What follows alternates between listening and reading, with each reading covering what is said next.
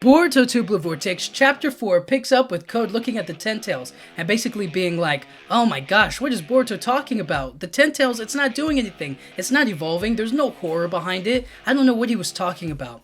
Then we cut back to Boruto talking to the Toad, and the Toad is like, hurry it up, Boruto. And Boruto's like, hold on, I'm not as good at this as my grandpa. And we all know what jutsu he's great at.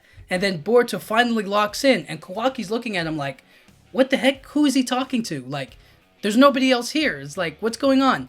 Boruto finally locks in on Code's position, and then he uses Flying Raijin Jutsu. Teleports straight to Code, and then Code is like, what the heck? Boruto? And then Boruto starts walking towards the Ten Tails, and then the Toad kind of plops out and looks, and is like, where is it? Like, it was just here. Like, he's confused. He's like, Code couldn't have moved it. We just got here. I saw it a second ago. What happened? And then from the corner of Boruto and Code's eyes, they see and they look, and there's some sort of creature right there. And then Code is like, bug? And then Boruto has to correct him, is like, by bug, do you mean that guy who got bitten and turned into a tree? Because that's not bug anymore. That's a divine tree.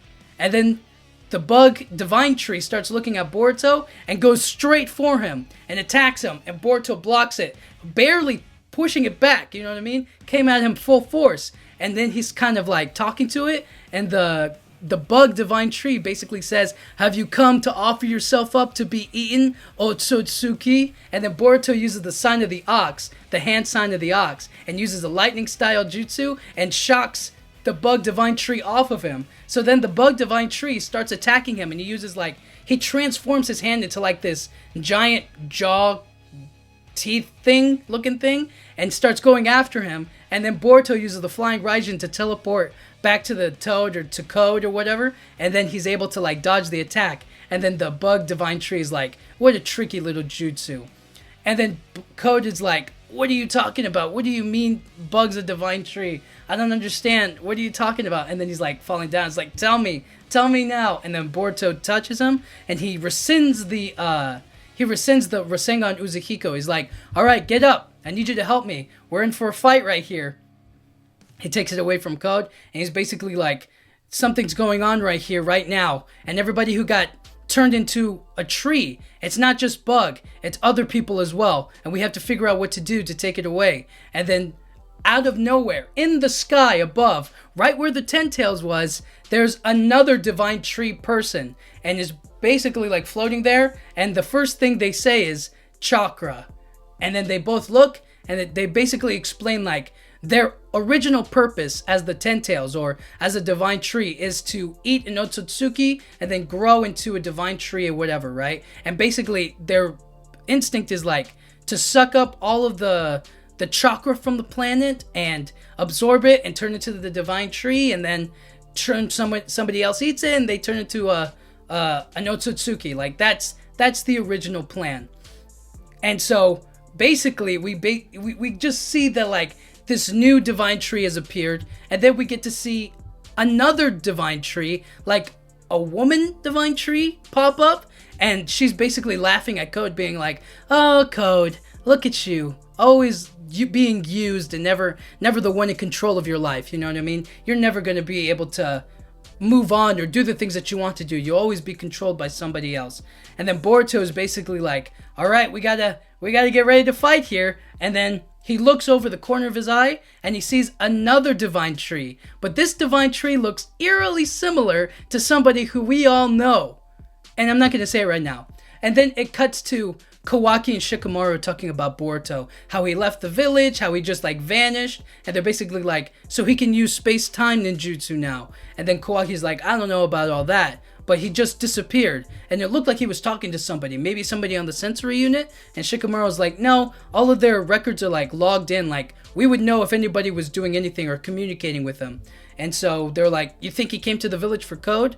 And then Sarada butts in and is like, it's a little more simple than that, guys. They're not working together. Obviously, Code invaded the village, Boruto stopped him and pushed him away. It's as simple as that. We need to be working with Boruto in order to deal with whatever the situation is. And Kawaki's like, you're misunderstanding this whole moment right now. Boruto is an Otsutsuki. He's a god. I have to kill him. And then Sarada's like, that's funny coming from an Otsutsuki himself. And then he goes, I'm an Otsutsuki killing Otsutsuki. So my powers only exist to kill Otsutsukis. As soon as I kill Boruto and Code and every other Otsutsuki out there, then I'll kill myself and we'll be good as, you know what I mean? Everything will be alright in the world. And then Sarada's just like, I'm not just going to let you do whatever you want in the village. I'm somebody who's going to become the Hokage. And then Kawaki's like staring down at her, and then Shikamaru's like, alright, both of you shut up before you anger the current Hokage.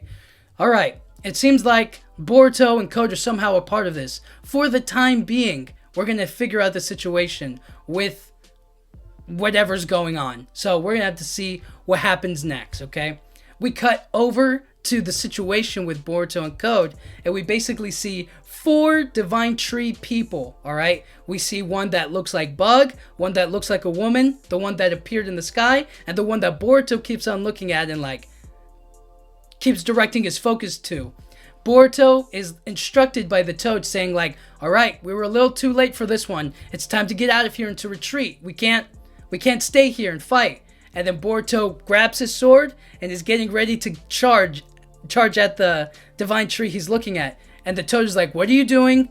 It's time for us to leave. And then before they could even blink, before Boruto could move, the Divine Tree popped up via like one of Code's claw marks right in front of Boruto and Code. And then he's swinging he transforms his arm into like a sword and he swings it at Boruto. Boruto and Code dodge, and then they activate like well, to spoil it, essentially this Divine Tree looks like Sasuke Uchiha, and then he starts gearing up for a Chidori, and then Boruto puts together a Rasengan, and they collide, clashing. Chidori and Rasengan, boom, explosion, crazy stuff. And then as soon as they collide and they crush each other, that's when the bug Divine Tree starts to jump in and attack Boruto as well, but he uses a sword to stop him, and then Boruto gets caught into an earth-style jutsu by the female Divine Tree, and now he's basically stuck, and Boruto's like, Code, can you help a brother out? You know what I mean? Can you lift a finger to help me out? And Code is like, no, I don't think I will. He's basically like, this was a weird turn of events. I don't know all that what's going on, but it seems like things are working out in my favor. I'm not gonna help you. Why would I do that? So he basically dips. He leaves Boruto by himself, and now Boruto's like, no. So then the Toad is like, Boruto, you need to get out of here now. We don't have time for this. Leave. And then Boruto's like, damn it. He uses the Flying Raijin and gets out of there. And the Divine Tree are like, you're very lucky, Boruto. You're very lucky. You could have died. And then Boruto arrives and like at this big tree in like the middle of nowhere, or some sort of like open area, like garden or like some open field, you know what I mean? Some landscape. And then we see Boruto kind of like, damn it. And then somebody's talking to him. It's like, what the heck was that? Do you want to get the entire planet destroyed? Do you want to be killed? And the Boruto's like, I know, I just got a little, you know what I mean? I just got a little nervous, that's all. I tried to help out. And then we get a reveal of somebody who he's working with, collaborating with, Kashin Koji. Oh my gosh. The last time we saw this guy, he was on his deathbed, you know what I mean? Ready to die. And so the fact that he's still alive, he's still here, that's a huge deal. He's the one who's been communicating with Boruto via the Toads. So that's really cool to see. And then finally, we get a last look at Boruto going like, I'm sorry, you're going to have to wait a little bit longer, Sasuke. And Sasuke's in a tree. And I mean, that is just a great cliffhanger, a great way to like, oh my gosh, to speculate about what's going to happen, or like how he ended up there, or what's gonna, you know, basically figuring out like, okay, Sasuke got turned into a tree, and now Kashin Koji is like working with Boruto, and then we got these new Divine Trees. Everything just like changed in this chapter. Very, very big deal. In terms of like moving the story forward, I mean, we just got 4 new characters that are are going to basically attack Boruto, Kawaki, Inotsutsuki eat other people and transform them into this. So we already saw Bug get eaten and turned into a tree, and we saw Sasuke is a tree as well, and then we also saw that other Soegi get turned into a tree. So we can put together that they get bitten by the claw grime, they turn into a divine tree person, and basically their instinct is going to go after Boruto and all this other stuff. It's a huge deal. So I feel like that's a heavy push towards the story. It just gives us big antagonists right at the jump. Action: Boruto versus the Bug Divine Tree, Boruto versus the Bug Divine Tree again, and the Sasuke Divine Tree, and the Girl Divine Tree, and the last one didn't even attack, but that's gonna be a big deal. Code doesn't even help at all, which was funny. Very in character for him to just like, I'm not doing nothing, I'm dipping, peace out. I thought that was funny. And then for the characters, we just got an update that we got 4 new characters that are deadly and can challenge Boruto strength-wise after we just saw him take on Code, like it was nothing. And then these ones were powerful enough to push him back, make him use lightning release, make him use his Rasengan. It feels like we got some big fish to fry here. And then